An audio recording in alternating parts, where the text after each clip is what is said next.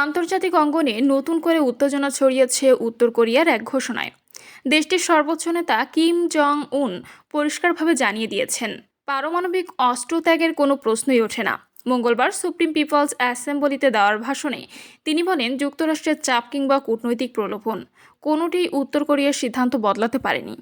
Kim Jong উনের ভাষায়, পারমাণবিক শক্তিধর রাষ্ট্র হিসেবে আমাদের অবস্থান চূড়ান্ত এবং অপরিবর্তনীয়। তিনি আরও অভিযোগ করেন, যুক্তরাষ্ট্র দীর্ঘদিন ধরে বিশ্বজুড়ে আগ্রাসন ও শক্তির প্রদর্শন চালিয়ে যাচ্ছে, যা অন্যান্য দেশের জন্য বড় ধরনের হুমকি হয়ে দাঁড়িয়েছে। কিমের মতে, বর্তমান ইরান সংকট প্রমাণ করে যেসব দেশের কাছে পারমাণবিক প্রতিরক্ষা নেই তারা বড় শক্তিগুলোর সামনে দুর্বল হয়ে পড়ে, আর যেসব দেশের কাছে এই সক্ষমতা আছে তারা নিজেদের নিরাপত্তা নিশ্চিত করতে পারে অনেক বেশি শক্তভাবে।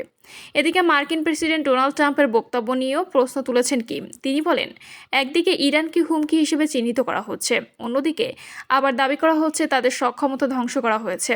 এই দুমুখী অবস্থান বিশ্ব রাজনীতিতে বিভ্রান্তি তৈরি করছে। বিশ্লেষকদের মতে এই মন্তব্যের পেছনে রয়েছে একটি কৌশলগত বার্তা, কারণ সম্প্রতি যুক্তরাষ্ট্র আবারও উত্তর কোরিয়ার সঙ্গে আলোচনা শুরু করার ইঙ্গিত দিয়েছে।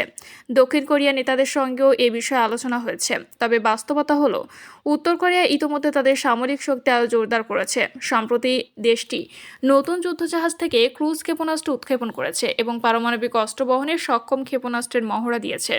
সব মিলিয়ে পরিস্থিতি বলছে, উত্তর কোরিয়া কোনোভাবেই তাদের পারমাণবিক কর্মসূচি থেকে সরে আসছে না। এতে করে আন্তর্জাতিক কূটনীতি ও নিরাপত্তা পরিস্থিতি আরও জটিল করে উঠতে পারে বলে আশঙ্কা করা হচ্ছে।